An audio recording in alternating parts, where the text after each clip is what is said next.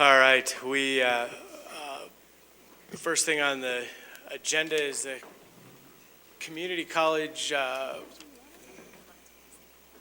Program Committee. Who's that?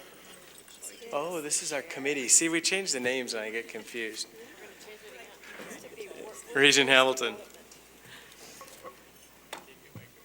Thank you, Mr. Chair. The first item on our agenda is an action item, adoption of modifications to the Carl D. Perkins 4 Montana State Plan. And I'm going to ask Deputy Commissioner-elect Sek, that's tough to say, to lead this conversation. Thank you, Madam Chair.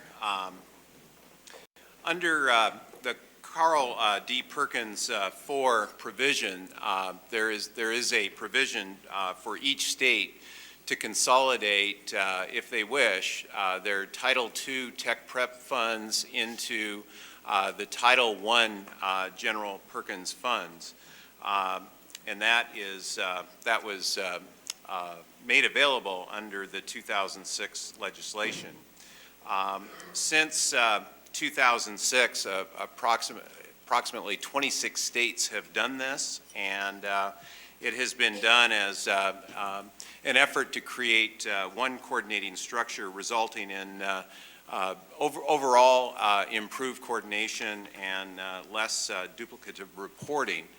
As you know, a public hearing for this proposal was held on Wednesday, October 6th, between 4 and 5 p.m. Using MetNet at Flathead Valley Community College, the University of Montana, Missoula College of Technology, Helena College of Technology, Montana Tech College of Technology, MSU Billings College of Technology, MSU Great Falls College of Technology, MSU Northern, and Miles Community College. No opposition was voiced, or has none been received. I'll entertain any questions if there are. Any comments or questions from the public on this item? Anything from the campuses, faculty, staff, or students? Board members? Seeing none, I would like to make a motion to approve this item. Do I get to do that, or do you? I think we should just do it. Why don't you make the motion and we'll just, Okay. we'll move out of the committee back to me. Okay. So, Mr. Chairman, I've moved approval of this item. Thank you, Madam Chair. I think we should just go ahead and take action on this now, if all board members. All right. So is there any further public discussion on this item? Campus, faculty, students? Further committee or board member comments on this item? All right, then there's been a motion to adopt the action item. And all those in favor signify by saying aye. Aye. All those opposed? Motion carries. Madam Chair.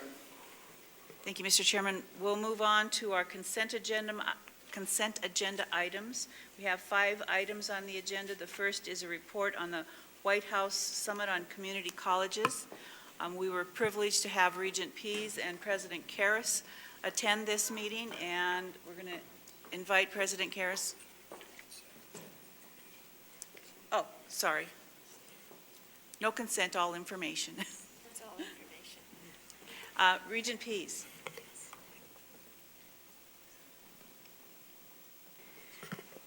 Thank you, Madam Chairman. Dr. Karis and I were very fortunate to be appointed to the White House Summit on Community Colleges, and we're going to share in the report today. We have several slides to show, just to give you a sense of the discussion that was carried on that particular day on October 5th. The President called the White House Summit. We met in the East Room of the White House. It was a most auspicious location. We went through security checks 5 times on the way in. Dr. Karis is a type of person that says, get to the front of the line because you'll be right there early and be there to shake hands and get the best chair in the house, and she was right. I followed her around. Well, there were 125 delegates nationwide that were appointed to the White House Summit, so Montana was well represented among the 125, given that there are 1,200 community colleges in the nation. Jane, do you want to say anything just as we start off here? No, I would agree with Regent Pease that it was a very exciting day to be a part of the attention that was provided and given to community colleges about their role in meeting the President's completion agenda, as well as how community colleges play a critical role in economic development in their communities, the state, and the nation. Probably the strongest impression is the high level of executive branch representation that were joining us throughout the day. President Obama presented to us. Vice President Biden came as the day concluded. The convener is Dr. Jill Biden, who, as you know, is a professor in a community college. And there we have proof that we were there, Dr. Biden and Dr. Karis.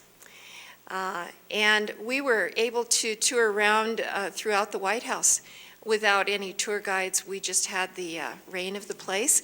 And so this is to show you the tall and the short of it. And the paintings in the White House are just overwhelmingly beautiful. And you've seen them all probably at one time or another, but it was really an amazing opportunity. And so thank you, Jane, for bringing these photos. So we'll go on to a couple of the very important points that were made. President Obama talked about the need for us to graduate our students from community colleges. He's hoping that we produce an additional 5 million graduates by 2020. You're all familiar with that initiative.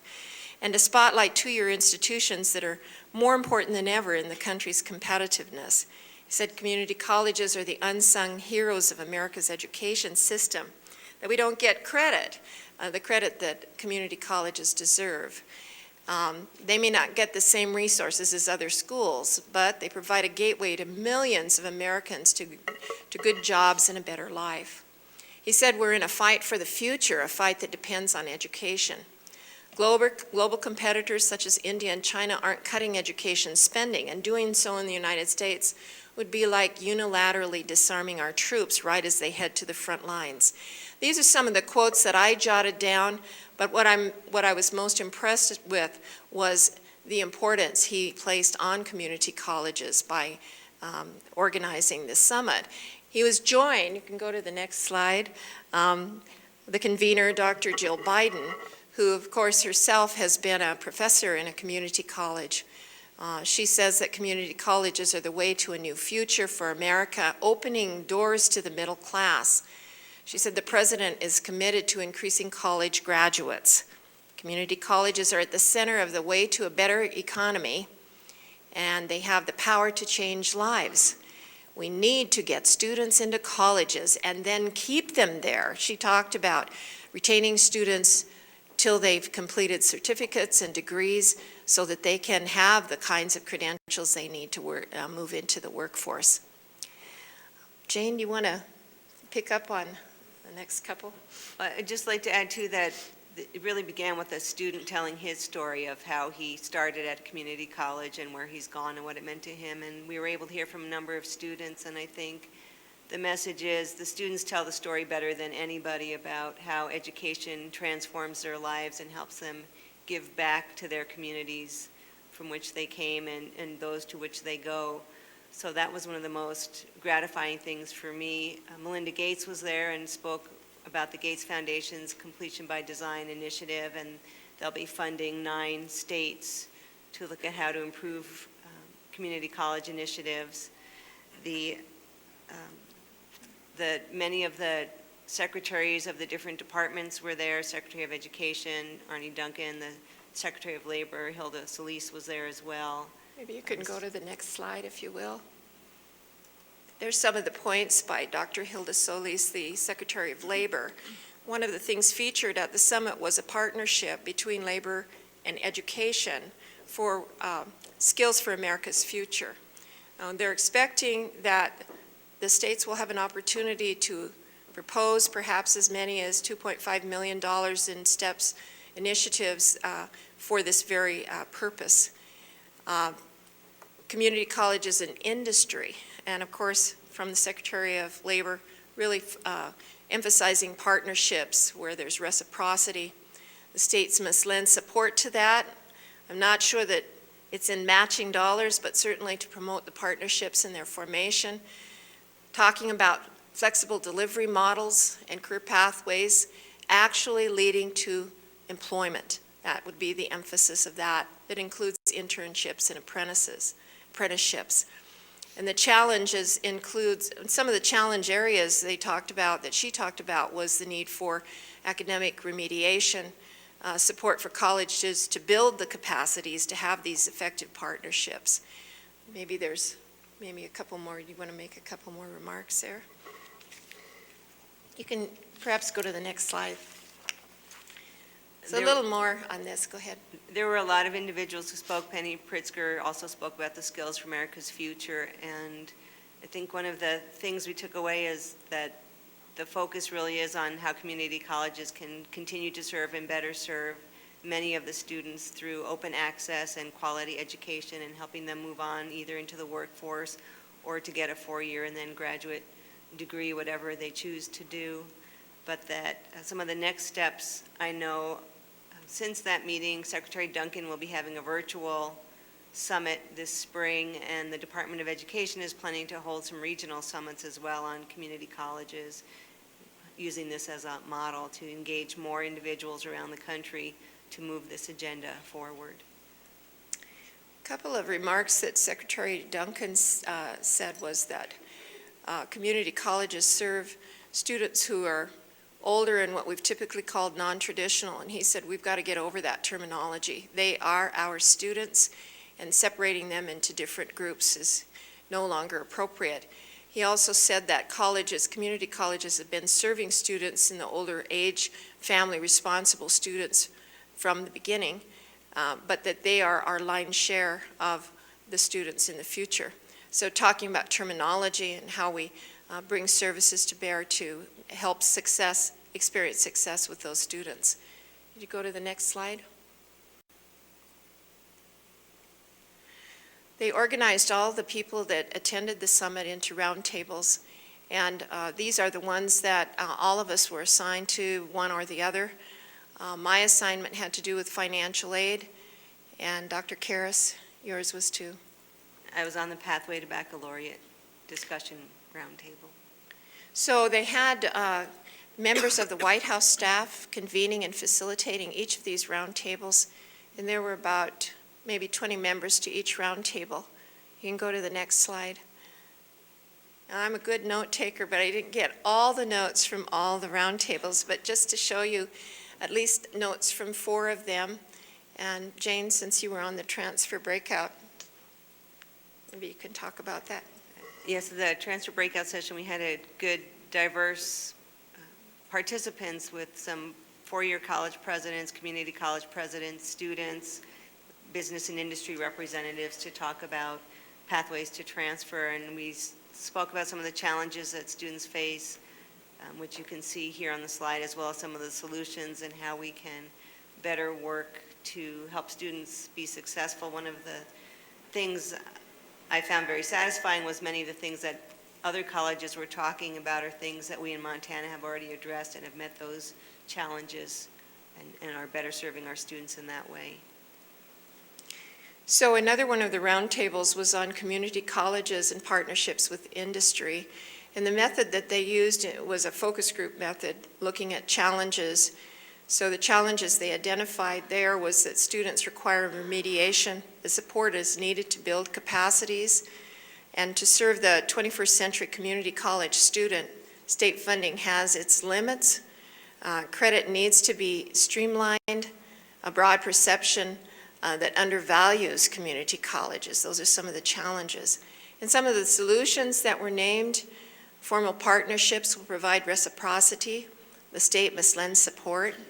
Delivery of programs must be successful, and specifically designed career pathways must be fully accessible. Internships and apprenticeships are rich learning opportunities at the work site. Very rich discussion. I was amazed at how much we were able to bring out all of the people of broad, as Jane said, diverse membership in all of our groups. Next slide, please. So veterans in the community colleges, some of you know that Dr. Biden and Vice President Biden have an emphasis on working with veterans returning to the workforce, and they've worked all over the nation visiting veterans groups. I met up with a number of people from nonprofits serving veterans who were delegates to the summit. So veterans in community colleges and some of the challenges, transition support is needed for engagement with post-secondary institutions. On-campus services need to be comprehensive and sufficient to meet veterans' needs. And there is a stigma which can be an obstacle. Some of the solutions: make data-driven decisions, acquire best practices for veterans and make them available nationwide, and make veterans admissions programs a priority. And I was a participant in the financial aid roundtable. Of course, there are many, many challenges, and community colleges probably serve a higher proportion of low-income students whose challenges are really huge when it comes to financial aid. We discussed simplifying the financial aid form, promoting financial aid that matches older students and family-situated students, that colleges provide costly and important assistance like daycare, transportation, and tutoring. And a lot of community colleges actually foot the bill for that from their general funds, and looking at ways in which financial aid is provided. That was very interesting because around the table there were a number of services that people talked about that students might otherwise have to pay directly for. So some of the solutions we talked about: virtual financial aid offices, one-stop shopping for admissions and financial aid, to consolidate the kinds of financial aid. Instead of having lots of different pieces of the financial aid pie, to have more of a unified approach to providing or granting financial aid because of the levels of confusion that it gives students.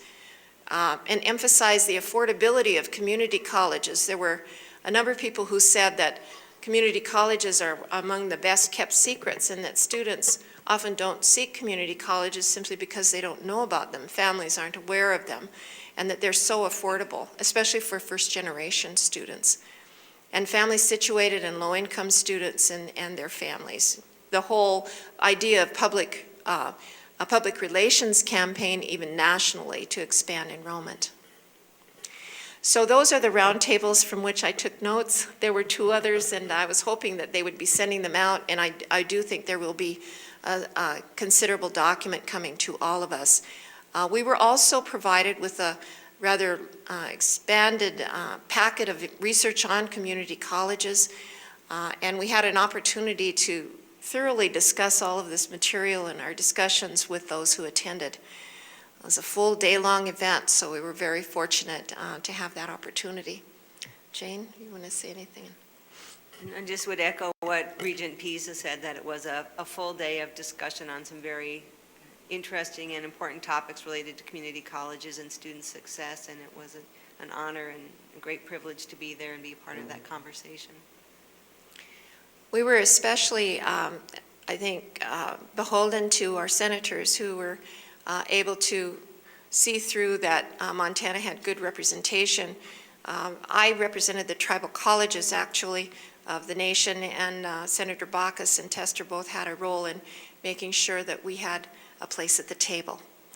And of course, our community colleges, our colleges of technology, and our tribal colleges, we have a lot to talk about in Montana, and we were able to bring some of that important information to the national conversation. So, Madam Chairman, that concludes our report on the White House Summit. Thank you, Regent Peace and President Karis, and again, our congratulations and great thanks for representing Montana so well at this very important meeting. We'll move on in the agenda to a progress report on Bitterroot College programs. President Engstrom. Regent Hamilton, members of the board, I'm happy to introduce Victoria Clark, our interim director of the Bitterroot College program, to give this report.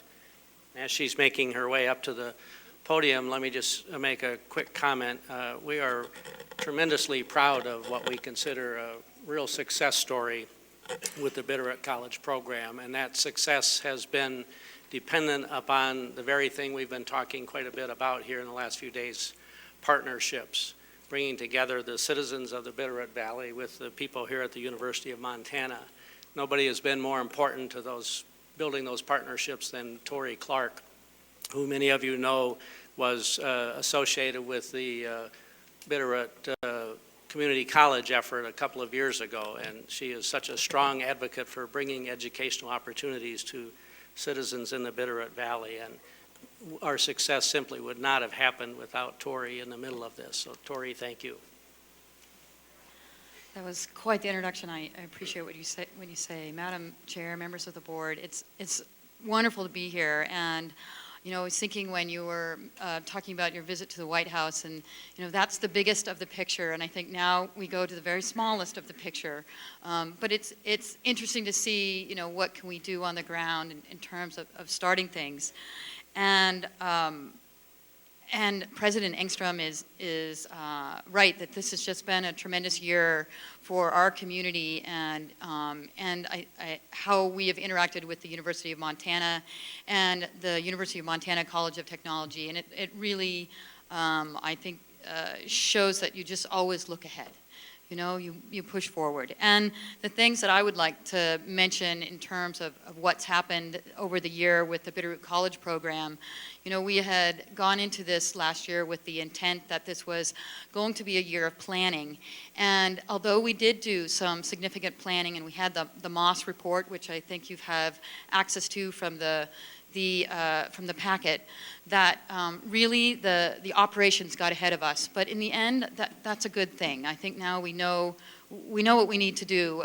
We have a firm understanding of that.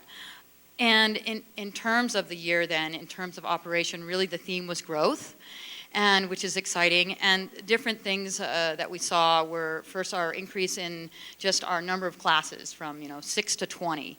And with that then came increase, hopefully, and as one would expect, in enrollment. And yes, it's easy to increase enrollment, or to show a fine percentage increase in enrollment when things are small. You go from 1 to 2, and that's a nice 100%. But at any rate, our head count went from 29 last fall when I saw you to about 120 right now, which is over 480% increase in head count. And in terms of FTE, I think we've expanded about 380%. So, we're the smallest unit, but we had the greatest growth. I think that we look to why our growth expanded like that, and I would say it had a lot to do with providing enrollment and admission services and having that on the ground. And when we just heard Janine and Jane speak about things at the national level they look to do with the non-traditional and the adult student, I think that we were able to put some things in place that did make a difference for that group, and have information sessions for new students and orientation sessions, and to have Lynn Stocking with the College of Technology, who's just been a wonderful liaison for us, have her come down and assist in all sorts of manners of things, and advising, and just have someone on the ground that knew how to get the students through the system was tremendous. And in fact, when we looked this fall, what we could do to continue student support, we added tutoring, we added selling textbooks, we added having the facility open on the weekend for study hours. And I think all these sorts of things have made the difference in not just getting the students, but keeping the students. And in fact, we looked at having about 250 units of support services that we've put into place just since, or had people take advantage of since the beginning of the term. And for our 800 square feet of space, we're really utilizing it. I think the taxpayers getting their bang for the buck.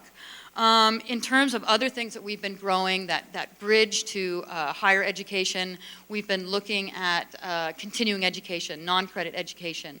And we were able to partner with the Ravalli County Economic Development Authority and bring business development and workforce development classes in the ways of Excel and QuickBooks and business planning. You know, those really basic classes that you don't, how much difference do they make? Well, I think they've made a tremendous difference in the community having access to that.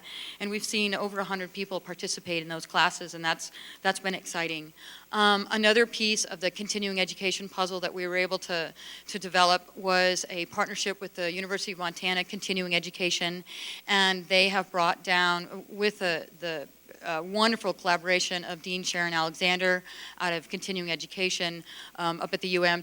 We were able to bring down 3 lecture series, one in music appreciation, one in global events, which, even in the Bitterroot, people came for that, to hear someone speak about the Middle East. It was fabulous. And then just this past fall, we did a series on climate change, and again, well-received and well-received. And I think another piece of the continuing ed puzzle is just that personal enrichment. And I think the community was really pleased to have the university come down and provide that sort of services, those sorts of services. And I alluded to this, I think, a little bit before in mentioning Lynn Stocking, and at the beginning, but I cannot underscore how important it has been, and the decisiveness of the involvement and the commitment of the university at really at the highest levels, with now President Engstrom really showing his commitment to the community. And I now know that the new Provost Brown will have the same effect, but having top leadership down in our community, being there on the ground and making decisions with our committee has really been tremendous, and has shown that the state is behind this, and our regional institution is behind what's happening, and that has just been critical. And when to conclude, someone had said, well, what are the challenges? And it's really only been, there's always challenges and frustrations, but I think looking into the future, our challenge, and it's a positive one, is space. We just need some more space because we want to do more things. So with that, I can conclude my remarks, but thank you so much. Thank you, Director Clark. President Engstrom, any additional comments? Tori mentioned the space issue, Regent Hamilton, and so we are in this wonderful facility now where we are partnering with the economic development folks in Ravalli County. And we have some very high quality space. It's just very small, and so we're in the early stages of investigating what our options are there for the next year and beyond in terms of space. The other issue that I would say is a critical one, and we touched on this yesterday in the distance learning report, and that is providing a full complement of student services to these students at this location. We've had people going up and down the highway to do advising and tutoring and those sorts of things, but it's critical that we provide the students in Hamilton and the Bitterroot Valley the same level of student services that we do on campus, and that will be a challenge for some time to come, but we're making good progress there. Instructors represent another challenge, although I think we've made good progress there, and through the hard work of this folks at the COT and identifying high-quality instructors, I think that we've got that one under control. But as we grow, we'll be continually looking for the right people there. So many challenges, but some great success to build upon. Thank you. Ooh, thank you, President Engstrom. Is there, if you, I'm sure, sorry, Commissioner? Yes, Madam Chair, thank you. I think that Chairman Christian would concur with me that one of our favorite listening sessions across the state this fall was the one that was in Hamilton on Friday, October 29th. I mentioned it yesterday. But one of my favorite parts of that then was that Victoria took us to the site, the 800 square feet, and how they're maximizing every inch, how it is growing, the services they provide. They've strategically, made it adjacent to job service. It is really, it is just really an example of I think what Montana taxpayers and certainly Montana students and educational leaders would expect us to do. And so I don't know if Tori keeps trying to edge back to the edge of the room, but before she does, I just really want to say a huge thank you, and also ask the group to give one of the most intrepid educational leaders I've ever encountered a round of applause. Thank you.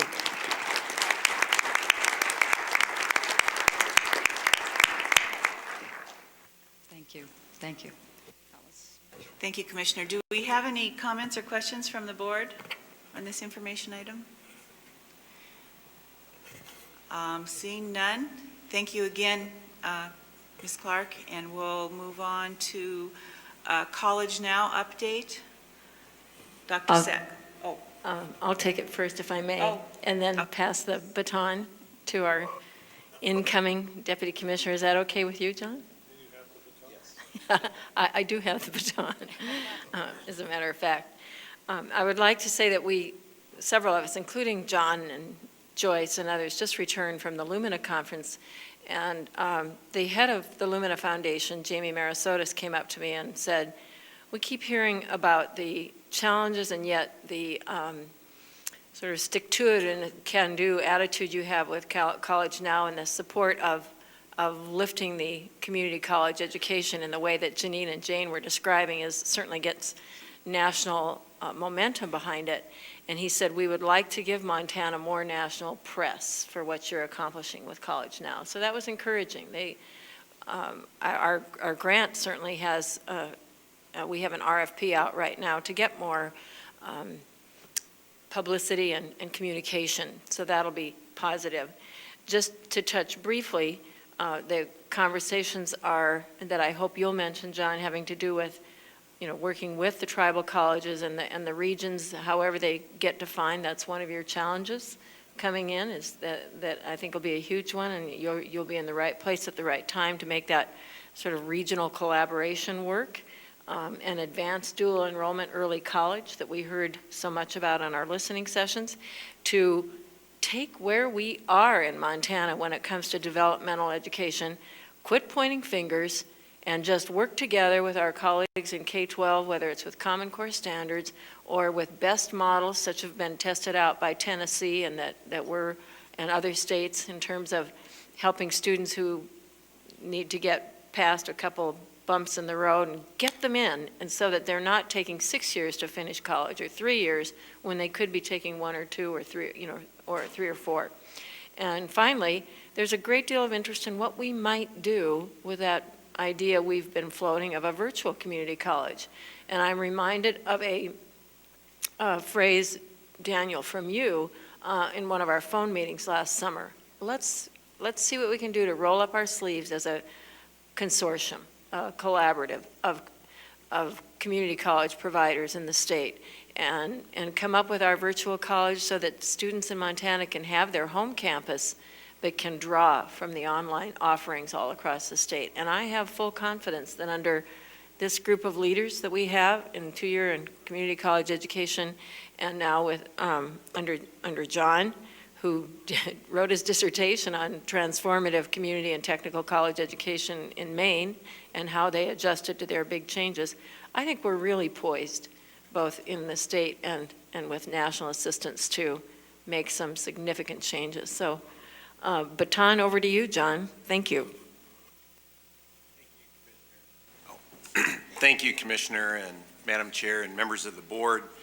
I very much appreciated the Commissioner's invitation to accompany her and the Montana delegation to the National Productivity Summit in Indianapolis Monday and Tuesday. It really, it did several things. First of all, as the Commissioner mentioned, it really highlighted the important effort that we have underway here in Montana Montana with the College Now initiative, and how our initiative is really tying in with the four major themes of the Lumina Education Foundation, which are one, rewarding institutions that focus on students completing quality programs, not just attempting them. Two, rewarding students for completing courses in degree and certificate programs. Three, expanding and strengthening lower-cost, non-traditional educational options through modified regulations. And four, investing in institutions that demonstrate results of adopting good business practices. And we had the opportunity to hear from 12 different states and what they're doing at both the micro level and the macro levels. And some of the takeaways, the big picture takeaways for me from the conference and how it ties into College Now, probably first and foremost is that what we do and how we accomplish it needs to be done as a part of a shared vision. It needs to be a vision that is owned by all, engaged by all, and as the Commissioner mentioned, the tribal colleges play very, very importantly in that process and will be very, very engaged with the College Now initiative. The other takeaway for me was the percentage of savings can make a real difference, and that was emphasized across the board with all of the states.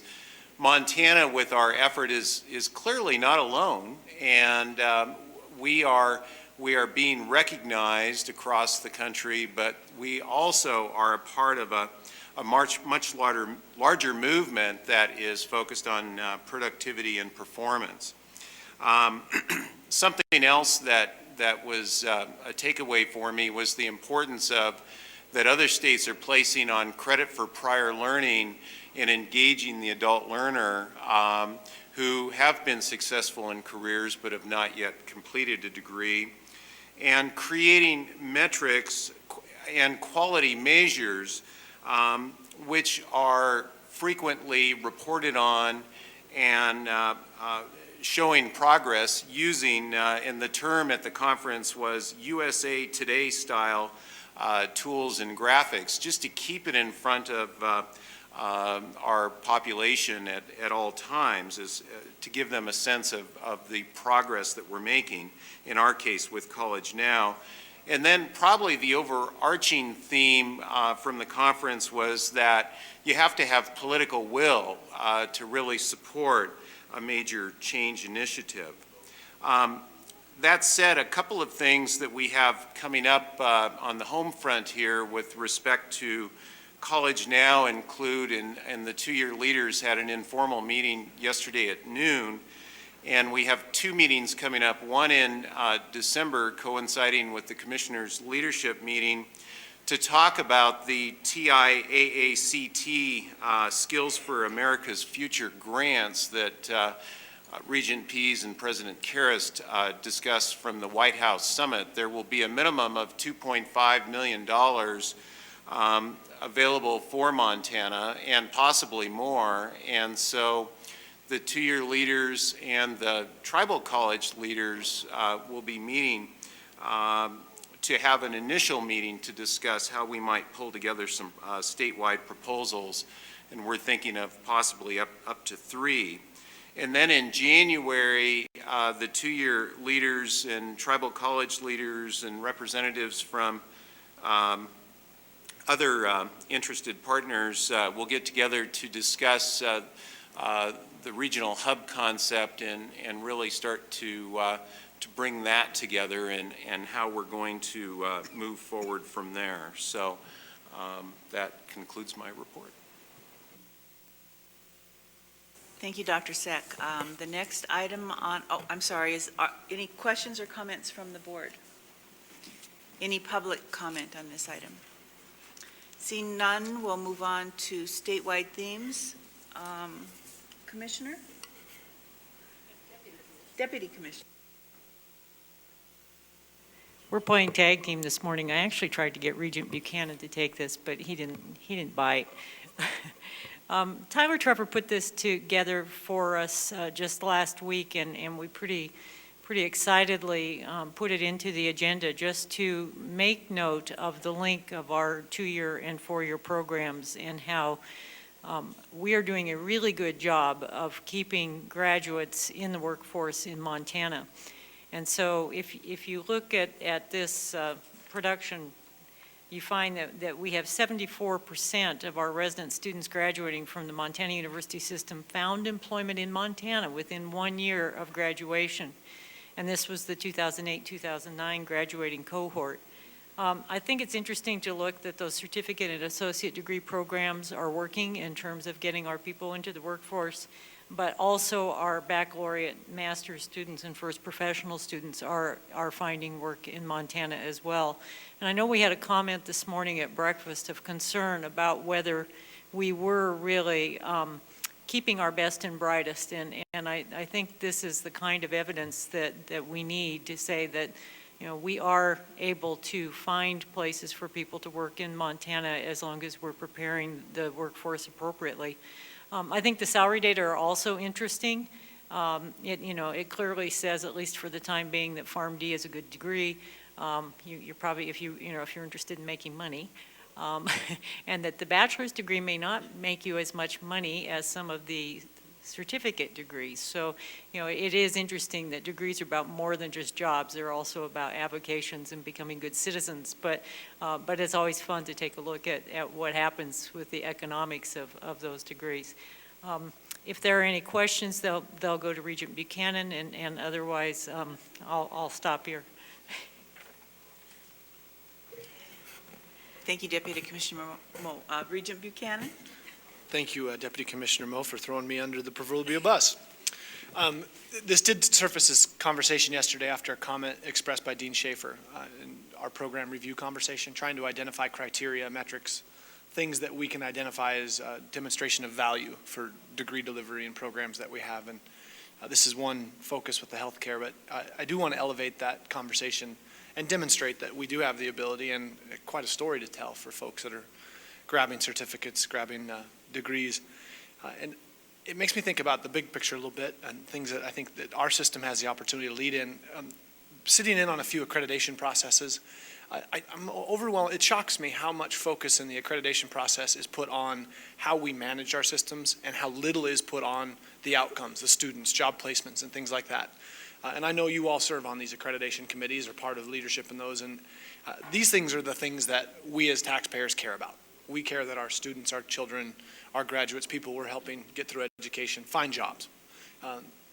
I would love to see us take a leadership role in that accreditation process. So those of you that serve on those committees, one of the thing that I think concerns me the most, concerns a lot of folks the most, are the inflationary growth that we've experienced in administration of higher ed. It's become a big part of our budget quickly, much faster than other parts of our budget.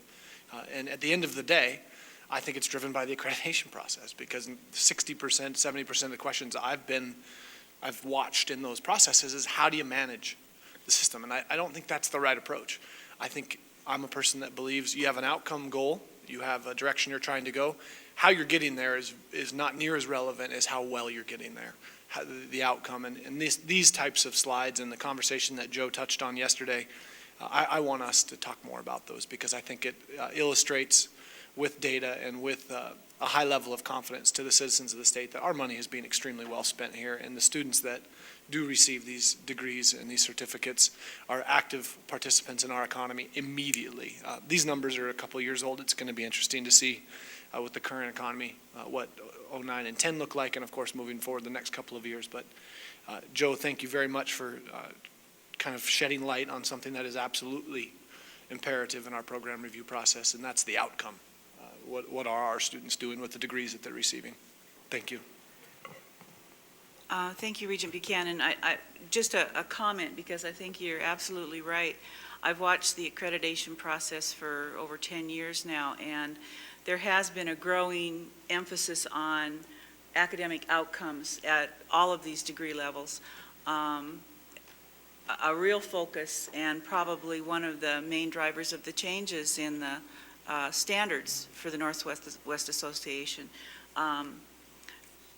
I think what they focus on is more than just the numbers, too, and I find that really gratifying because they focus on the quality of the education that students are receiving, and they want to see that as students progress, that they are indeed mastering higher level skills. And I think that's what's driving a lot of the national conversation. Deputy Commissioner Moore, would you like to comment on that? Thank you, Chairman Hamilton. The new process that Northwest Commission has put in place is very much focused on the outcome side. I think that what we'll see as our accreditation reviews go forward is a much different animal than what we just finished up with. We are actually, our region is pretty much taking a leadership role in that change in the accreditation process. They've been the first of all of those bodies to say we really need to stand this on its head. That said, you had an item yesterday for increased workload that's going with that, and indeed, we have great expertise on our campuses in dealing with these new metrics, but it's also a process that's much more ongoing. And so it's much more formative in that regard. And I think it's pretty exciting. I think it's the response that the accrediting bodies have developed to respond to national criticism of what their role should be. And I think that our campuses are embracing it. All of our campus personnel have engaged in workshops to understand the new approach, and the strategic planning is part of that. So it's going to be a much more ongoing, continuous performance review type process, and very much, as Regent Hamilton has noted, focused on outcomes. Any further comments from the board on this information item? Any public comment on this information item? Seeing none, we'll move on to Tribal College report. And Commissioner, would you like to introduce this, or should I just invite President McDonald? I'd like to invite SKC President Dr. Joe McDonald to the podium to provide that report. Emeritus, sorry. He's joined by Carmen Taylor, And Regent Pease tell me he's joined by Carmen Taylor, who's the academic vice president of Salish Kootenai. academic vice president of Salish Kootenai College. Yeah, thank you very much for taking time to hear from the tribal colleges, or our tribal college. As you know, I've been retired since July 1, and Dr. LaWanna Ross is the new president, and she's getting along very, very well. Carmen Taylor here is the vice president. What's that? Oh, okay. Microphone check. There, that's better. I retired July 1, and Dr. LaWanna Ross is the new president. She's been doing very, very well, very energetic, and putting a lot of attention to the academic part of our program. Carmen Taylor is the vice president and has a big, important role with all the instructional programs, overseeing them and many other duties as assigned, like today. So I'm going to leave her to speak about Salish Kootenai College, and then I'll wrap it up. And while we're doing that, I'm going to pass out some profile books about our college. So, Carmen? Thank you. I'm very pleased today to be able to give an update about Salish Kootenai College. Salish Kootenai College had 1,175 on duplicated count. Approximately 60% of our student population are female. 96% of our students are from Montana. And last year we had 66 tribes represented. So you can tell that although we're mostly from Montana, we have quite a number of students that do come from other locations. Salish Kootenai College is, I think, unique in that we kind of walk in two worlds in a way. We have many associate degrees, but we also have a lot of bachelor's degrees. And all of our programs are set up so that they have, for example, in psychology, they have an associate degree in psychology and a bachelor's in psychology, so they can stop out if they need to. for employment. And so most of our programs that are set up that way. We offer 12 bachelor's degrees, 17 associate degrees, and 5 certificates. Our most recent approvals came actually after the printing of this information. We've been approved by Northwest for an associate in fine arts and a bachelor's and associates in hydrology.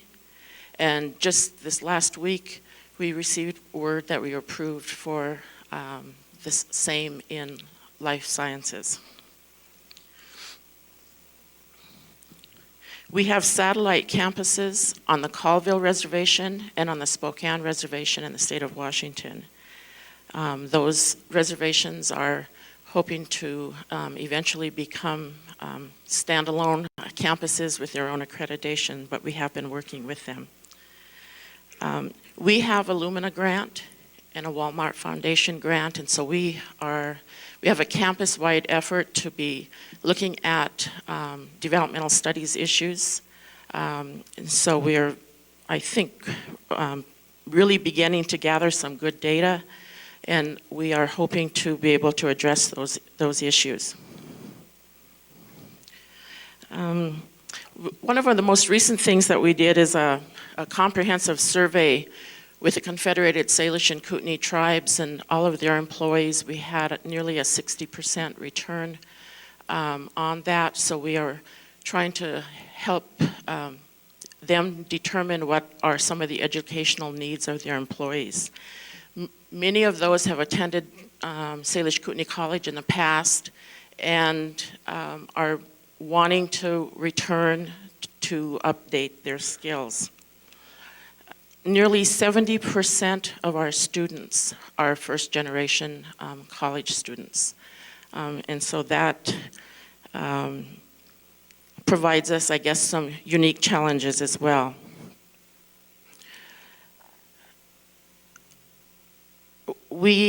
This year when I addressed the new student orientation, it was really interesting to see the large numbers. And we had everything from those fresh-faced graduation 17-year-olds to some quite a bit older looking gentlemen in the audience that I was rather curious about. There were about 7 of them sitting together, and so I talked with them afterwards. And they were all from Frenchtown, and they had been laid off from Smurfit Stone. So that was kind of an interesting mix for us this year, but we were very welcoming to them. It's an exciting place to be. I think Dr. Ross and I both feel very overwhelmed at times with all that we have to learn, and especially trying to fill the shoes of Dr. Joe McDonald, who was always such an asset and the founding father of our college. So with that, I'll conclude this report and be glad to answer any questions you might have. Thank you. Are there any questions or comments from the board? Regent Pease. Yes, Ms. Taylor, I'd like to know what percentage of your enrollment is Indian and non-Indian?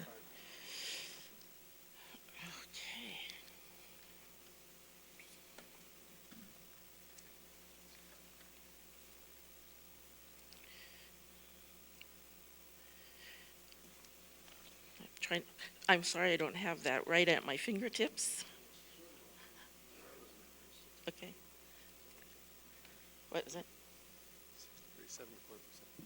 74% are tribal. And so your college does benefit from the non-beneficiary fund as well? It very definitely does benefit from the non-beneficiary.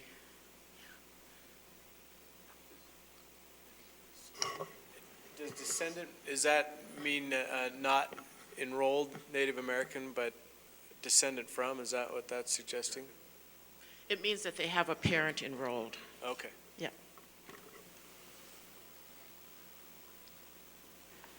Is there any public comment on this information item?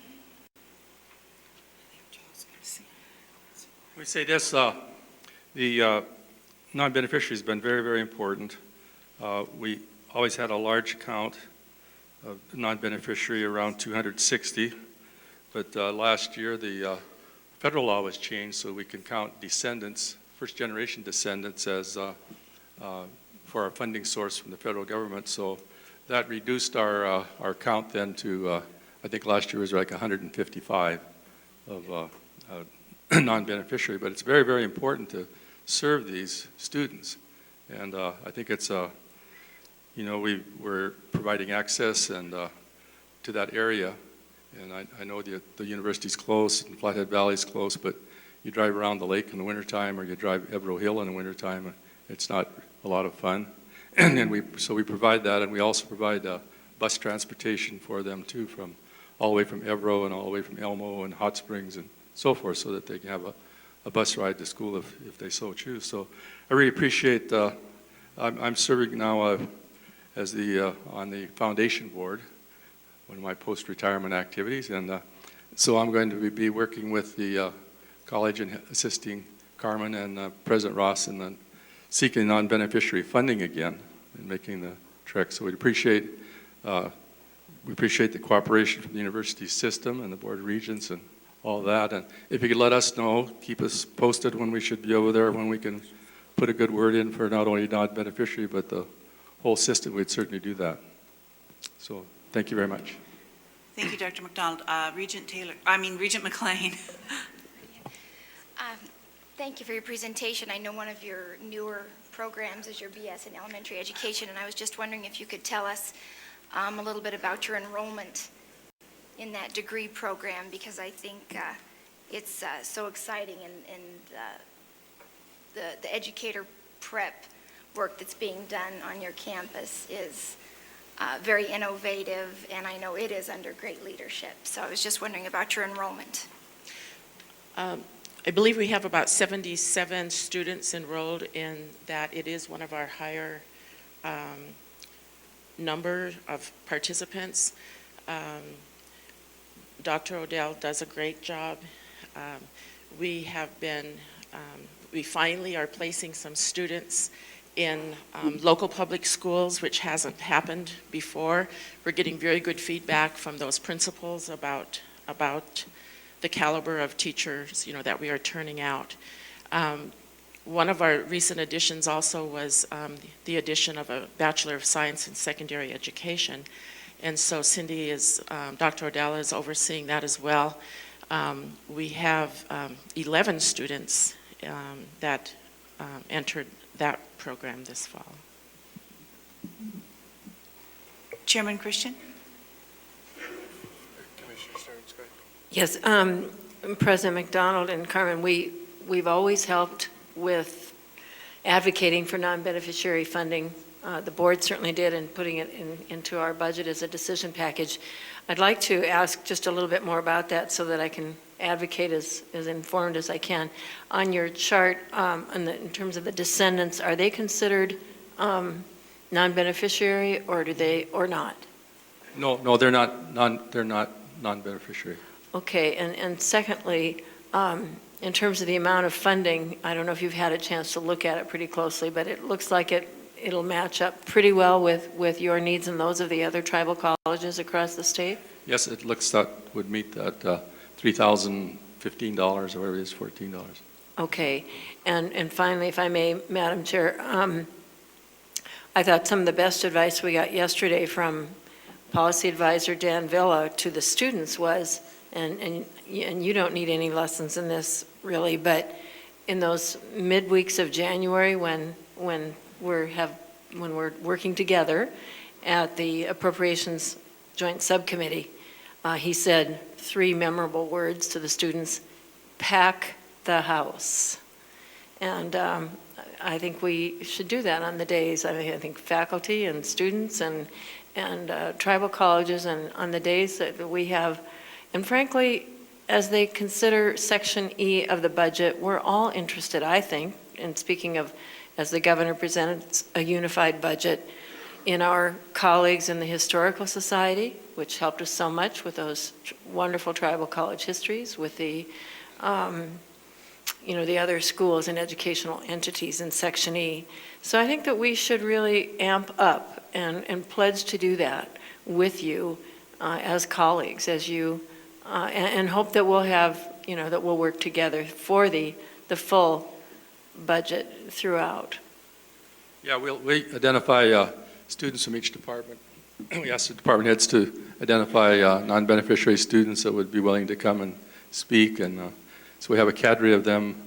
We meet with them and talk to them a little bit about it, and they really have been really, really very good, and the legislators, like to hear them. They tell their story, how the school helped them, and how well they're getting along, and so we'll be ready. We're the closest and easiest for us to get there. Black Peak Community College has been quite good about getting students there. Fort Peck just a little bit away, and their plane doesn't start in the wintertime. And we don't have a runway anymore. No runway anymore. And if I may, Madam Chairman, Joe, if you would pass along, one of the things that we try to do in our Office of the Commissioner is to make available a couple conference rooms, access to phones, we set up 2 or 3 extra computers for, if that's helpful to you or folks who've come over, please make the coffee pots on, and we would like you to feel very much at home in our offices when you need to put your feet up or do a little background business work and your hotel isn't conducive to that. So we welcome you. Well, thank you very much. Thank you. Thank you both very much, and congratulations on the great work that you're doing up there. It's an important part of higher education in Montana. We'll move on now to public comment on items that are not on the committee's agenda. Is there any public comment on items not on the committee agenda? Seeing none, that completes our business in the Community College Committee. Mr. Chairman. Thank you, Regent Hamilton. We are a little ahead of schedule, but that's quite all right. Let's take a break and what do you start a quarter after maybe? Probably start back at 10:15. Is it that far?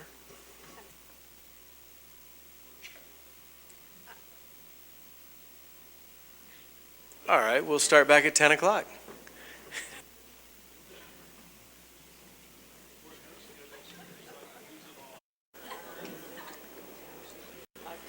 All right. Oh? 1 minute. 1 minute. Just say 1 minute. We'll get started. The commissioner needs 1 minute, apparently.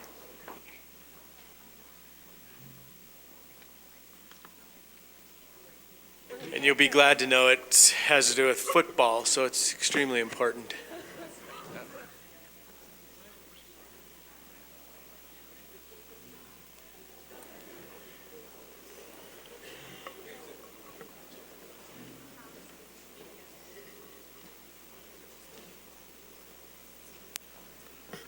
All right, we'll call the meeting back to order.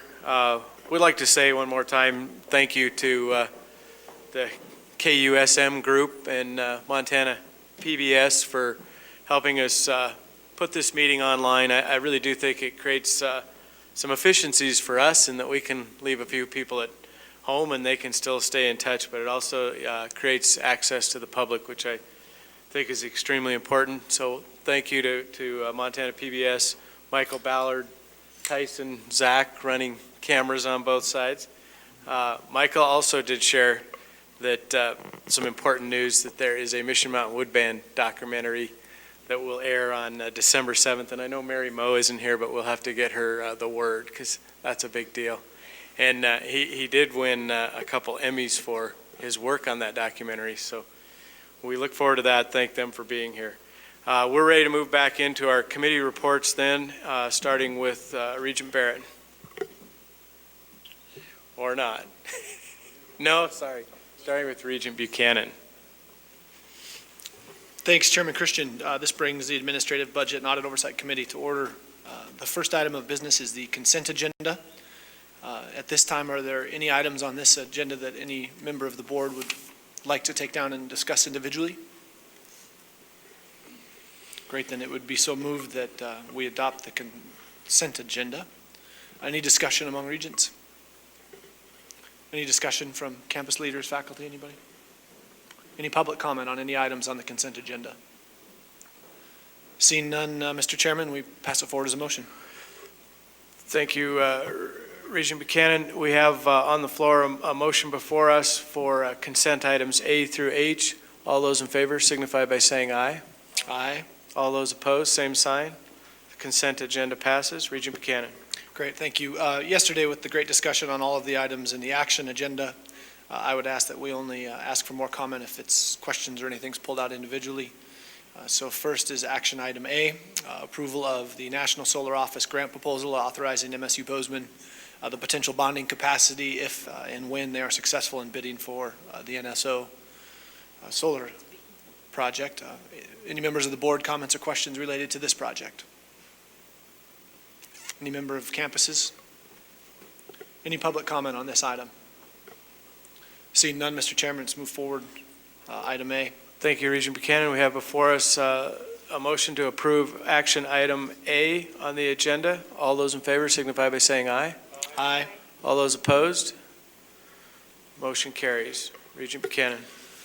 Thank you, Chairman. Item B, authorization. You know, it's important to note that this is the 1 week that we get to be very partial towards the teams, and beg of my colleagues on the board that you don't let that partiality taint your vote if you're on the other side of the mountains. But with great enthusiasm from Bobcat Nation, item B, authorization of MSU Bobcat Stadium end zone project and the related financing. And due to absence yesterday, I actually would ask President Cruzado if she has any comments and any further insight into this project. President Cruzado. I'm sure she doesn't, though. Right. It's nice to have you back, by the way, President Cruzado. Good morning, Mr. Chair. Good morning, Regents. I would like to preface my comment today by saying today marks the first year I came to a Board of Regents meeting. It was a year ago, exactly to the date. And November 19th is a very important day in my heart. Because of that, because Montana State University is such an important part of what I do every day, and also because November 19th is a national holiday in Puerto Rico. That was the day when it was discovered by Christopher Columbus. So this is a very important day. Needless to say, there is no truth to the rumor that I was going to displace our quarterback tomorrow. I'm not going to be playing tomorrow, even though I can say that I can attest about the rigorous Bobcat training, as you can see. I also understand that in our meeting yesterday, there were some disparaging comments by our wonderful Vice President Craig Roloff about buildings or entities dating back to 1960, which happens to be my birthday as well. And I'm here to say that sometimes those entities dating back to 1960s need some sprucing up. Sometimes we do not behave, but with a little bit of tender loving care, look, we're back. Thank you so much, Regent Buchanan, for this opportunity. And first and foremost, I would like to say, MSU is primarily about excellence in academics. Moreover, I will say it's the same thing at University of Montana. And every community college and every tribal college that we have in this wonderful state speaks about commitment to excellence in everything we do in order to benefit our students and the communities we serve. Having said that, we're learning powerful lessons these days about how many students we are attracting to our universities and how, as Regent Peace was mentioning, how community colleges are teaching us powerful lessons about how to deal with the complete student experience, how to enhance the experience of the student in every aspect and realm so that we can not only attract those students, but also retain them, and finally, making them being successful. And I would like to say that this is what this project is about. On its face, it appears as an expansion and renovation project. But in reality, what we are talking about is galvanizing our commitment to a student-centered experience at Montana State University. Over the last few weeks, with this project, I would like to share with you, I have learned or reaffirmed many important lessons. 3 of them that I would like to share with you. Importance, first and foremost, importance of listening. When I first arrived at Montana State University, I met with many people, and many of them, many alumni, students, parents, staff, faculty members, who wanted us to continue building on a wonderful trajectory of excellence, and they wanted to see an even better and stronger Montana State University. This project came as a result of an initiative from a group of very devoted alumni and community members from the Quarterback Club who brought this to my attention. It was also the result of some very important conversations with some student leaders. And also, it will allow me the opportunity to listen more intently to our faculty, so that no one would be confused here about any kind of opposition between athletics and academics. It's not an either-or situation. In this sense, I can say with this project we have learned a lot about it's about both and more. Actually, the numbers, when we take a look at the donors who have so generously contributed, the numbers will tell us that 75% of our donors give to both academics and athletics. And in that sense, athletics becomes, for many people, the front porch of the university, the magnet that attracts them, so that then we can tell our story about what happens in the classroom, what the innovation that takes place in the labs, what we do in our fields. But it's thanks to athletics that we have been able to initiate many of those conversations. The second lesson that this project has reaffirmed for me is the importance of community building in Montana. Once again, we are learning that if we are going to be serious about the success of our students, then we need to surround them with a network of support. Having the best quality of faculty members as we do, the most educated staff, but also inviting our alumni and community members to be part of what we do every day in our university system. In that sense, I think that we need to say that student success is everybody's business. So we wanted to expand our home, also to send a message about the importance of community building, so that our students can come, more of our students can participate in this opportunity. That will strengthen their sense of alma mater. This expansion will allow us to be worthy of a very powerful rival in our state. And it pleases me tremendously that we are making this announcement from Missoula.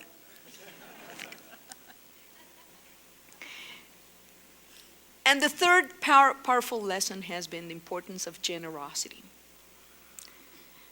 I think that in 24 hours, we will witness and participate in one of the most important rituals in Montana. In a way, this is how we open our holiday season in this wonderful state, with this rivalry game, where families throughout the state and outside of our state lines will be coming together to celebrate, to relish, supposedly about a game, but in reality is about the great joy of all being in this beautiful state, dreaming, envisioning, and working very hard to build a better future for all our constituents.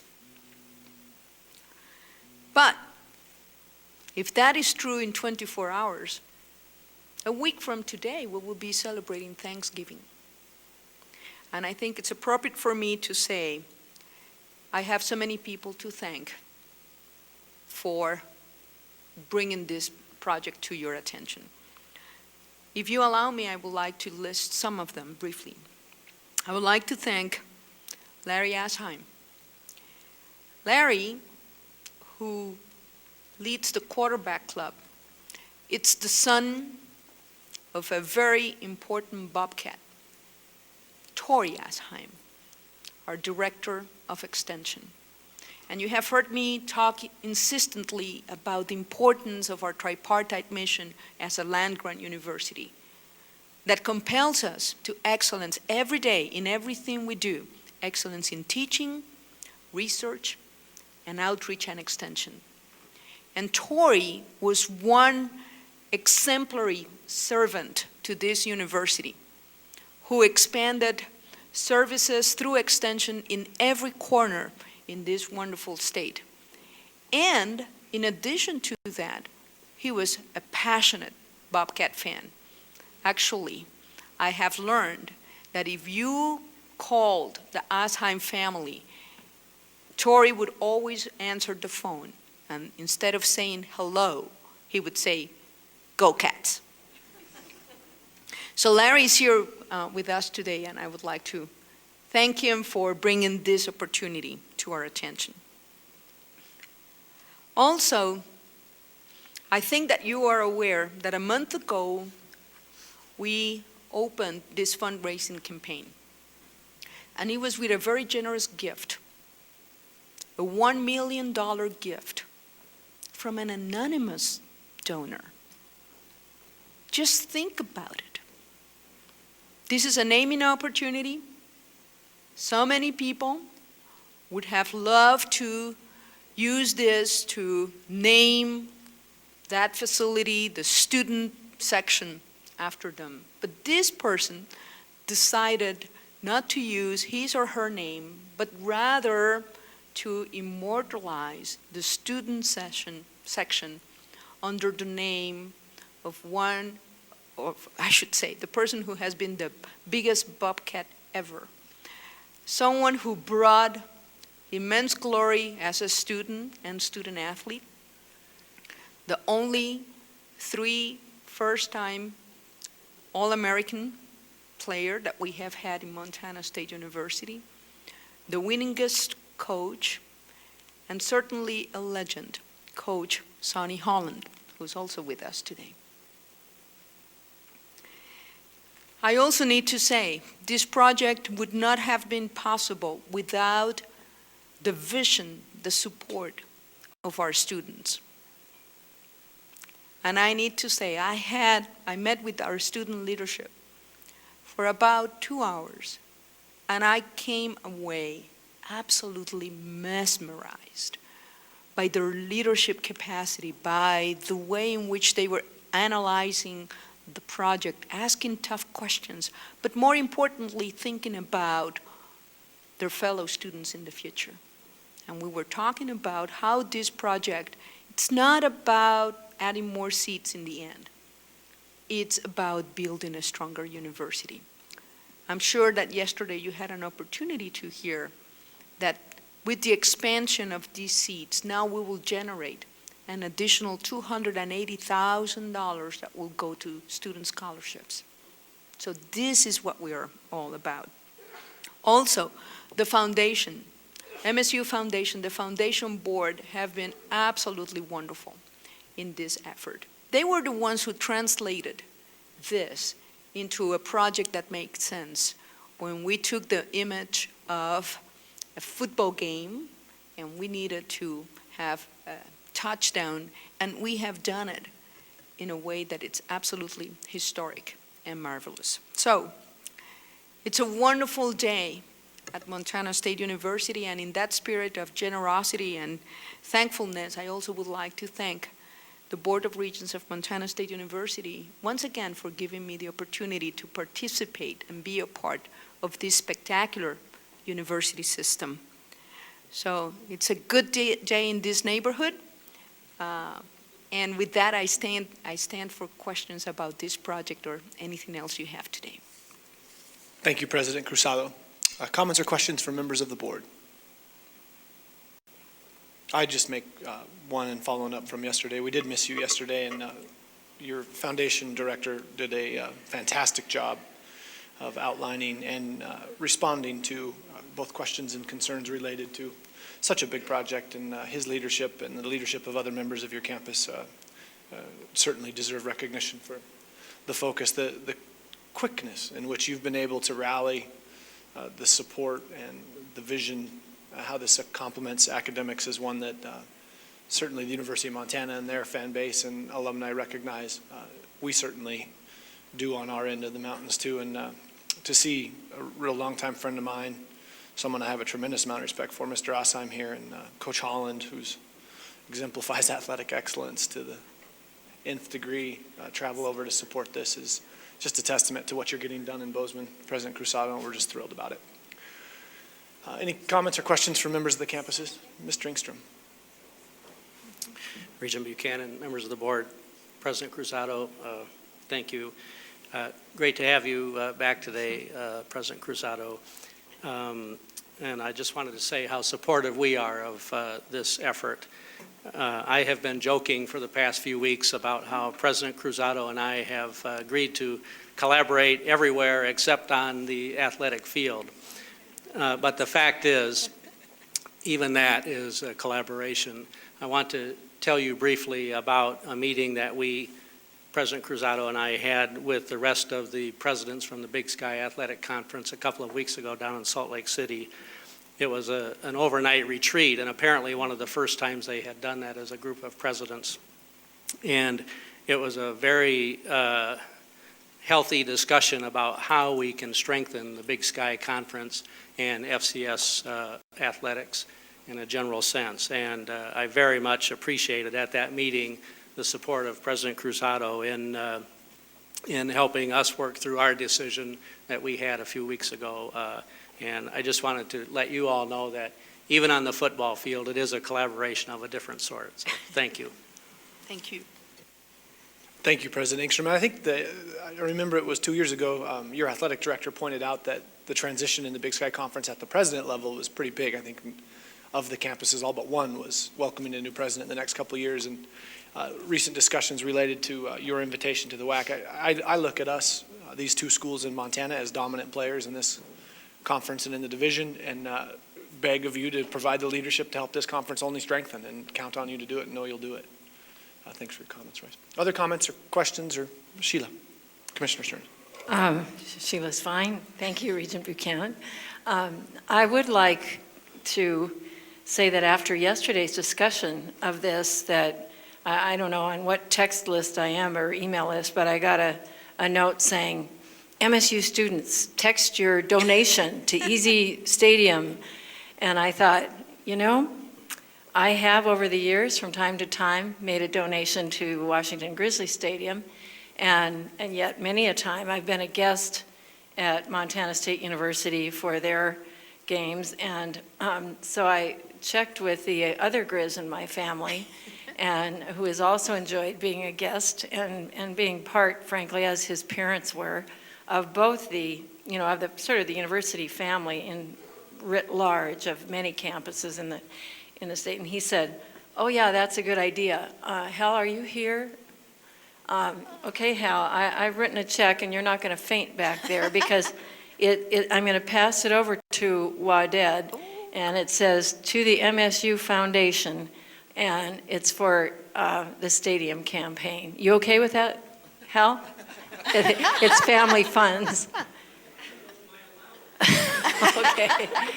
So we would like to support that, as we have supported. Frankly, we've been a donor to your libraries at MSU over the years, friends of your libraries, but glad to be a friend of the stadium as well. I think that this project, I think as Peter Fields and others could say, from the minute you've been planning it, I've been a big supporter and fan. And on almost a point of personal privilege, if I may, Regent Buchanan, I'm going to, since I had my checkbook out, I wrote another check and for the same amount, and it was due to something that Regent Christian reminded me of when we were coming back from Hamilton on that magical October 29th, and he said, you know, the next time, he often turns back his reimbursement checks for for his big high pay as a regent. And he said, you know, they're doing such special things down the Bitterroot. He said, my next one might be to them. So I also have a check in an equal amount. I thought that was very inspiring, Clay. So I have a check made out to the University of Montana Foundation. Hal, there goes your allowance again. And it's to be earmarked. I don't know if there's an account there yet for it, but I would like Tori Clark to come forward, because this one's for the Bitterroot College. And we would like to help support you with special needs as well. So pass this around. Well, maybe I'll make an airplane out of it and get it to you, Tori. So thank you for the inspiration, President Cruzado, and for Tori Clark and Regent Christian to contribute to these enterprises that are just energizing Montana. Thank you.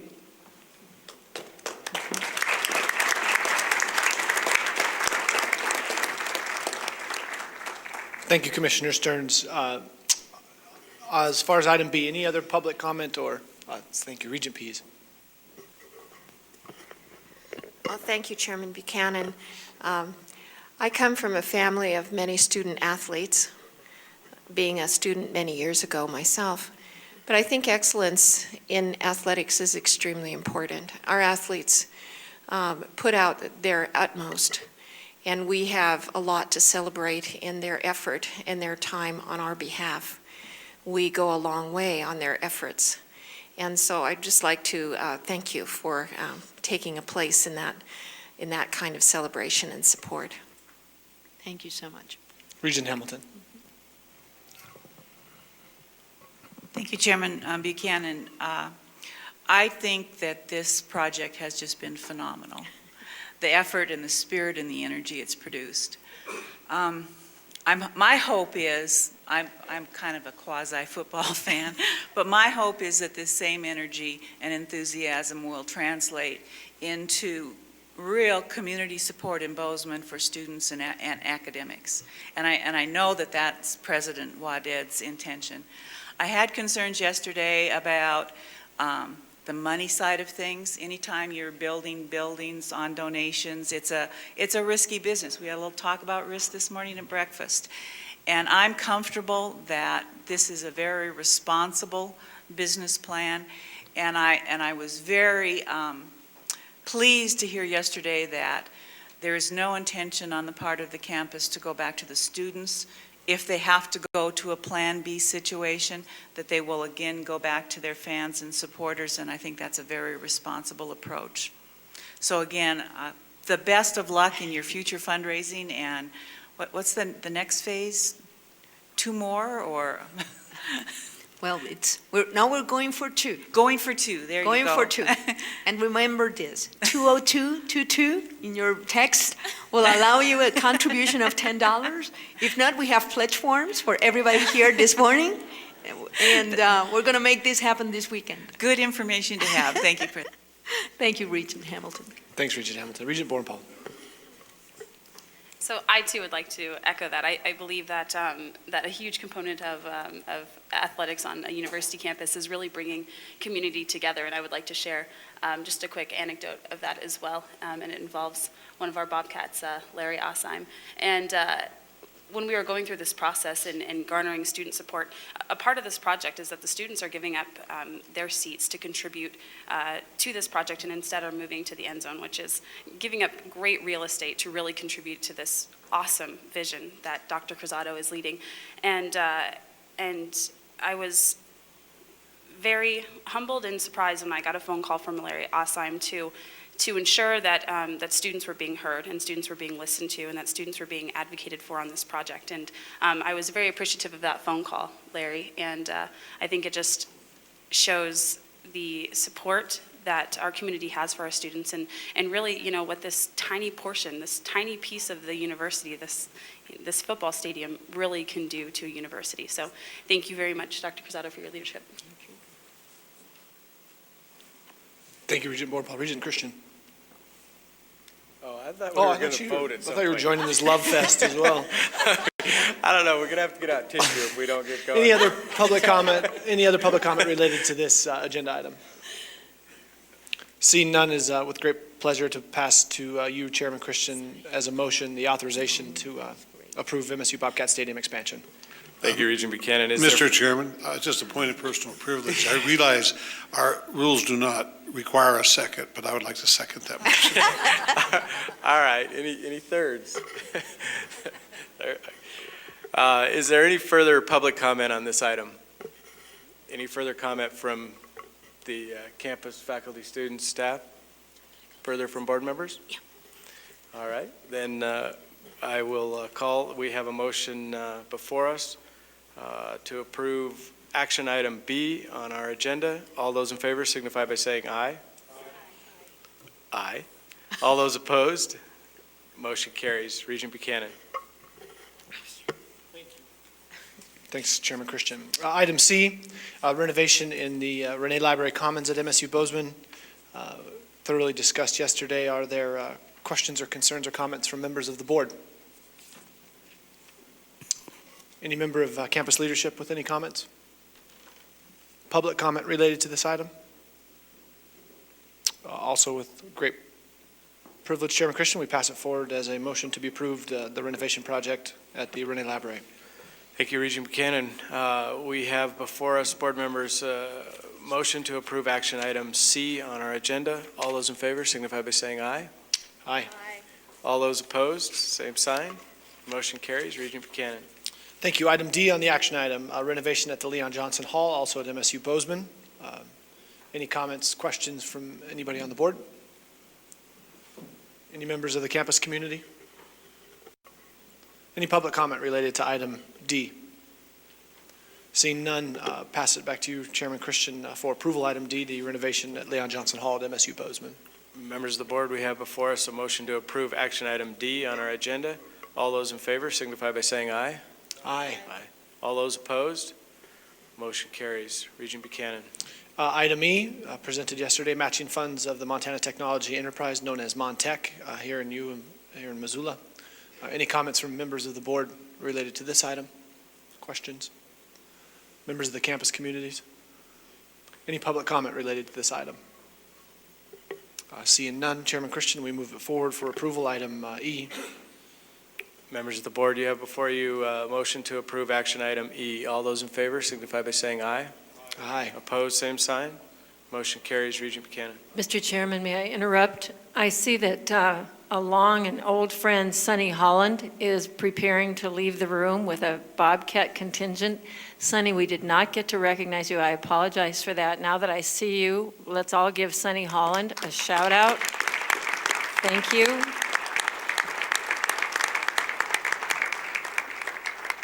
Safe travels.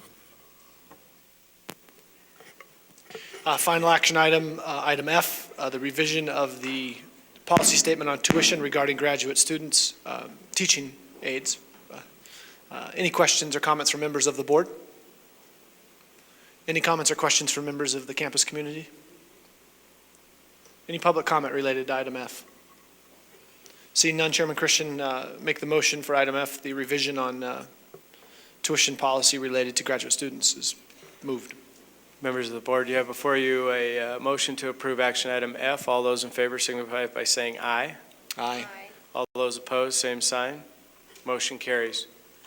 The rest of the items are information items that we had an opportunity to explore yesterday.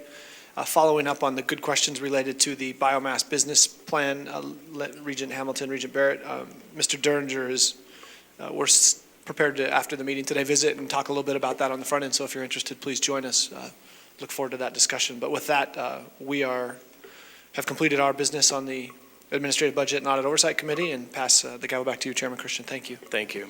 And President Cruzado, lots of thanks going around, but I'm very pleased you are demonstrating the sort of leadership that we knew you would have, and that really truly is a job well done. Thank you. We are ready to go to Academic Research and Student Affairs Committee. Now, Regent Barrett. One action item, which was discussed yesterday, revisions to the 2+2 honor scholarship, changing it from just community college to all the 2 years. I would ask, is there public comment on this item? Any comment from among the campuses? Hearing none. Questions from among the regions? Okay, I would move the passage of the single action item and pass it to you, Mr. Chair. Thank you, Regent Barrett. We have before us, members of the board, motion to approve the action item on our agenda. All those in favor signify by saying aye. Aye. All those opposed? Motion carries. Regent Barrett. And we have also on the consent agenda items A through H, which were discussed at some length yesterday. I'll ask if there's any additional comment from among the public as to any of these items, or anybody wish to take any one of these consent items off the consent agenda. Any action from the public? Any comment or such a request from among the campuses or other participants? From among the board? Mr. Chair, I hereby move action items A through H and turn it over to you for voting. Thank you, Chairman Barrett. Members of the board, you have before you consent items A through H. There's been a motion for approval. All those in favor signify by saying aye. Aye. All those opposed, same sign. Motion carries. Thank you. The balance of our agenda were agenda items, or information items, which were discussed yesterday. So I will return it to you, Mr. Chair, for the next committee. Thank you, Regent Barrett. The next committee is Staff and Comp. We had one action item, the change in language to the Regents Work Group recommendations, the success agenda. We discussed that yesterday. At this time, I'd like to ask if there's any further public comment on that item.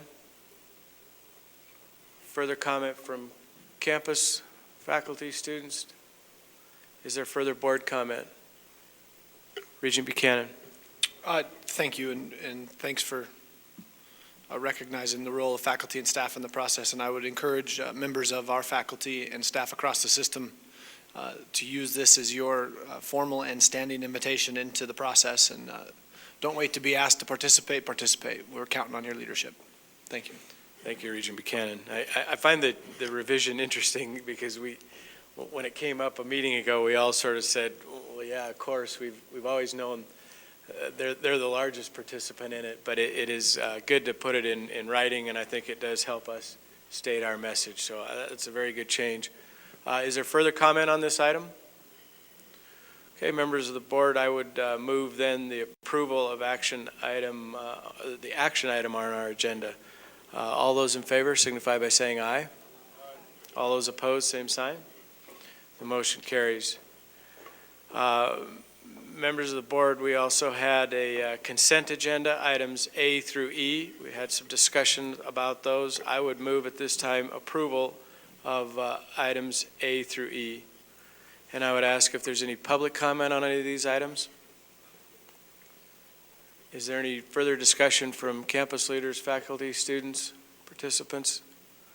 Is there any further board discussion on these items? Okay. Then we have before us a motion to approve items A through E on our consent agenda from Staff and Comp. All those in favor signify by saying aye. Aye. All those opposed, same sign. All right, that concludes the Staff and Comp committee agenda. And we have already passed the item from the, can't get the name right still, Community College Program Committee. So at this time, we are ready to go to public comment unless there's further comments from the board on anything. Commissioner Stearns. Thank you, Mr. Chairman. I have one more item that I want to bring up, and I think I will have a few words to say on it. It's not formally on our agenda, but I'm going to kick it over to President Cruzado first to say a few words. Sure. Thank you, Madam Commissioner. All of us know that great universities are made thanks to great students, great faculty, and individuals in the staff that go beyond the call of duty to bring us to excellence. In that sense, Montana State University, and I would like to say the state of Montana, have been specially blessed with many extraordinary individuals. And some of them are announcing that they are retiring. So I am of the opinion that some people should never retire. But if they must, then it's our obligation to recognize and celebrate their many outstanding contributions. And this morning, I would like to inform the Regents that Kathy Conover, our Vice President for University Communications and Government Affairs, has announced her retirement. And all of you know how much Kathy has done for Montana State University and for our university system, particularly in every legislative session where she has interfaced with our legislators, told the story about higher education in Montana, translated for all our constituents the importance of our legislative processes and how their lives will be impacted and transformed every day that we make an investment in higher education. With that, I would like to say Montana State University has been blessed and privileged counting with Kathy Conover, and I would like to recognize and celebrate everything she has done for us. Thank you, Kathy.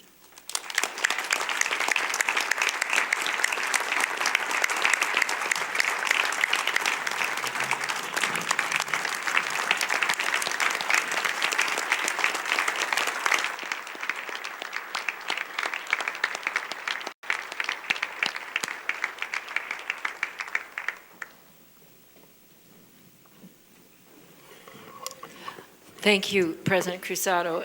Mr. Chairman, before I turn it back to you, I just have to add on behalf of the whole university system, Kathy has been a friend to students in every unit of the university system, a team player and a team member since 1999, every session as loyal and as hardworking. And Kathy, it's just hard to fathom working a legislative session without your wisdom, your good fun, your advice, your teamwork. So all Godspeed.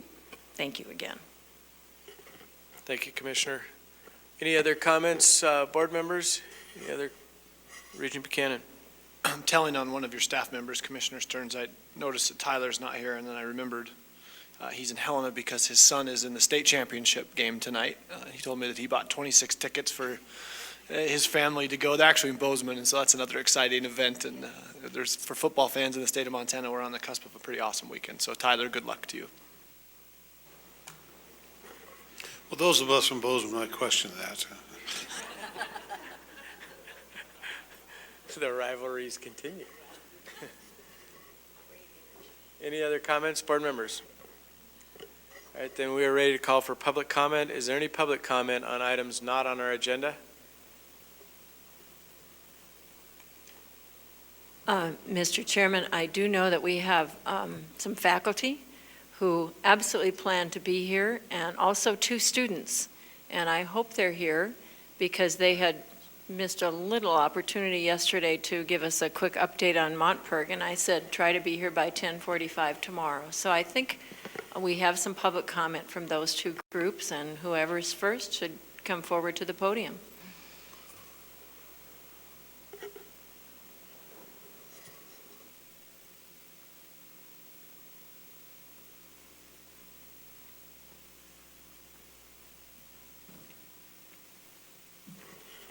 Professor Coffin. Madam Commissioner, thank you for your comments, Mr. Chairman.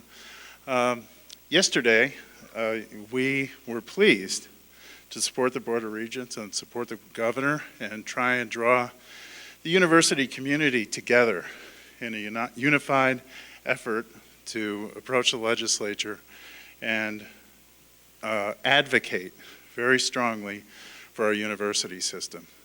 If you happen to see yesterday the students, our students in our coalition of students, faculty, staff, and some of our administrators, our students wrote an op-ed in yesterday's Missoulian, and basically what it said was that our students are bumping up against the affordability index in Montana. And basically what that translates into is that, yes, in real dollars, our student tuition is still relatively inexpensive, around $5,000 a year. But if we index it to family incomes in Montana, it's quite high in terms of national ranking. And so what we need to do, as some of our speakers alluded to yesterday, is gather together and go to the state legislature and go to the federal government also and find new resources. Double Pell Grant funding, for example. And the state of Montana has very, very little in terms of a state-based financial aid system. And so we feel, our coalition does, that one of the things that we could do either in the legislative session or afterward is come forward and see if we can build a state-based financial aid system. When I was a student in New York State, the state financial aid was actually more than the federal financial aid at that time. Of course, that's 30 years ago, but the salad days, so to speak. But anyway, that'll be a real effort for all of us. And the other thing is that we're not alone in Montana, and that's why it's important that we have a federal effort to go with our state effort. If we look at the top 25 universities in the nation, top ranked 25, there are only 2 public schools left in that top 25, UC Berkeley and UCLA, and they're ranked 22nd and 25th. That wasn't true 10 years ago. There were a number of good public schools, universities in those rankings. There are only 15 American public universities left in the top 100 worldwide. So this has been a long trend that's been going on, and it's mostly based on the slow deterioration of funding and also a loss of public support. So we need to step forward, we need to advocate for our universities, and we need to save public education, both K through 12, but also public universities in our nation. When we were young, as I was just referring to our generation, we had the GI Bill, and we had other public funding sources that paid for our education. We got a world-class education that was cheap. It was relatively inexpensive. And we didn't have to come out of school with $20,000, $30,000 in student loans. So personally, I see this as a generational betrayal.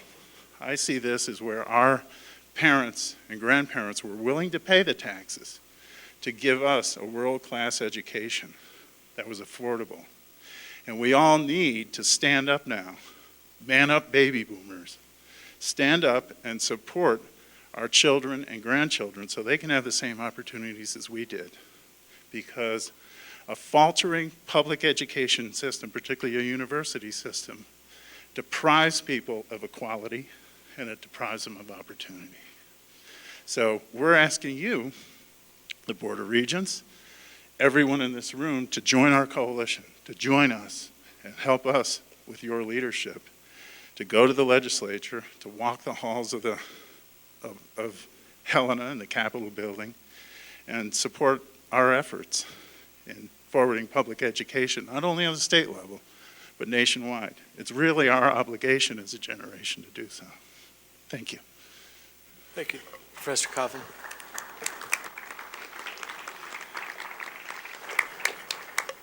Thank you very much. And you were probably still outside, but I made some comments yesterday. We look forward to working with you and the students, the entire university community, to try to find some common sense solutions to funding higher education. So we appreciate your support, and that of the students and all those participate in the process. Well, I appreciate that, and we know that, and so we'd love to join you in the effort and sit down at some round tables with our stakeholders and find some real solutions. So we'd love it. Thank you. Thank you. Is there any other public comment at this time?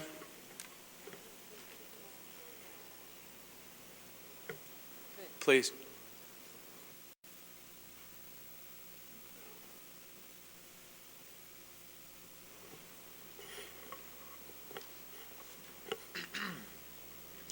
Good morning, ladies and gentlemen of the board. First of all, I'd like to thank you for taking your time to hear me. My name's Stephen Mumblow. I'm a junior studying environmental science and anthropology here at the university.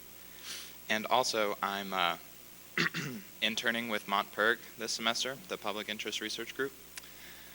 Specifically, this semester I've been working on the campaign for public transit and making it more accessible to students and people of Missoula.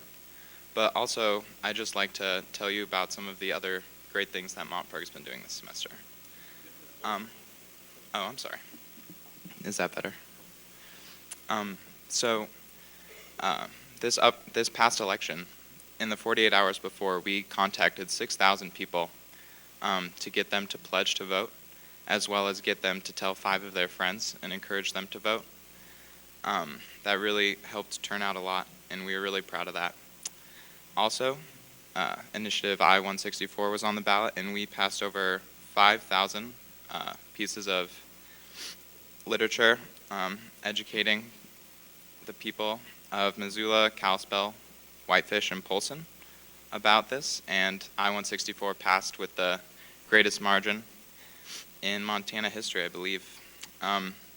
We've worked with ASUM SPA to create the voter's guide that Montperg put out before this election, asking candidates things about higher education and things that matter to students. In my campaign of public transit, we've signed on 7 city councilmen and 20 local businesses to support our platform for more spending on public transit on the federal level. We've gathered over 2,000 signatures in our environmental campaign to protect Glacier National Park from proposed oil and gas drilling right outside the borders. And so far, 80% of the companies have given up their leases, which we're really proud of. We're working with Faculty Union, Teachers Union, College Dems, College Republicans, and ASUM in an effort to make higher education more affordable, and also to support Governor Schweitzer's decision that made sure no funding for higher education was cut. We held a dance party this past Wednesday, followed by a rally this Thursday, which were both really successful.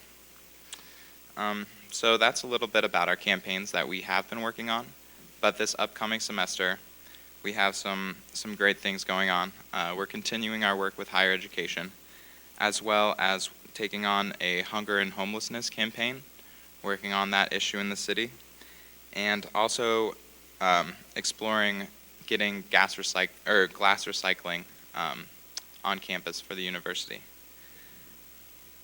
So that's our campaigns, and our refund system is going well also. We've implemented it, and we've given out 700 refunds to date. And finally, I'd like to conclude with a little bit about our textbook campaign. Currently, our textbook campaign is the best in the nation right now. And next semester, we're working on getting a better student survey for how much students are spending on textbooks. We're working on making textbooks more affordable by making sure that teachers turn in their requisition forms on time, and also utilizing a tool called opentextbooks.com, which allows students to print off portions of textbooks that they need specifically, and it also allows teachers to edit information that goes in to their textbooks. So this is a really important opportunity that we're looking forward to working on. And other than that, I think I'm done. So once again, thank you very much for your time, and have a great day. Thank you, Stu. I would just comment on that. If you all remember, one of the things that we debated was the opt-in, opt-out.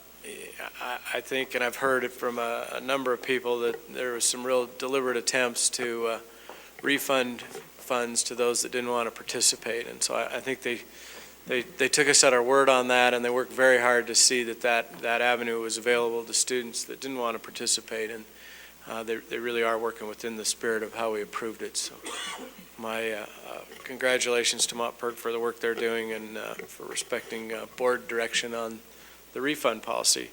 Any other comments?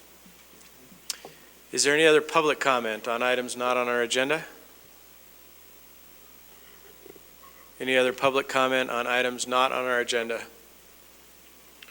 Okay, then at this time we are going to recess into an executive session to consider an honorary degree. I'd like to read the statement just so we're clear on this. The next matter on the agenda is consideration of an honorary doctorate degree. This matter involves individual privacy, which outweighs the public right to know.